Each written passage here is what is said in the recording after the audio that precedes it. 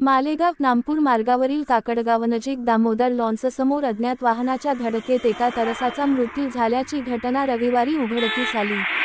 स्थानिक ग्रामस्थांनी तत्काळ वनविभागाला याची माहिती दिली असली तरी बराच वेळ उलटूनही वनविभागाचे कर्मचारी घटनास्थळी दाखल झाले नसल्याने ग्रामस्थांमधून नाराजी व्यक्त होत आहे। मालेगाव नामपूर हा रस्ता सतत वर्दळीचा असून या मार्गावरून मोठ्या प्रमाणात जड व हलकी वाहने धावत असतात। काकडगावजवळील दामोदर लॉन्स परिसरात रविवारी सकाळी रस्त्याच्या कडेला एका तरसाचा मृतदेह आढळून आला। प्राथमिक अंदाजानुसार रात्रीच्या वेळी अज्ञात वाहनाच्या धडकेत हा वन्यप्राणी ठार झाल्याची शक्यता व्यक्त केली जात आहे। सकाळी या मार्गाने जाणाऱ्या नागरिका ग्रामस्थांच्या निदर्शनास ही घटना आल्यानंतर त्यांनी वनविभागाला तात्काळ माहिती दिली। मात्र बराच वेळ उलटूनही वनविभागाचे अधिकारी किंवा कर्मचारी घटनास्थळी पोहोचले नसल्याची माहिती स्थानिकांनी दिली।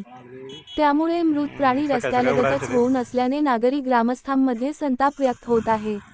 दरम्यान वनविभागाने तातडीने घटनास्थळी येऊन पंचनामा करून मृत प्राण्याची विल्हेवाट लावावी, तसेच या परिसरात वन्यजीव संरक्षणासाठी आवश्यक उपाययोजना कराव्यात, अशी मागणी स्थानिकांनी केली आहे।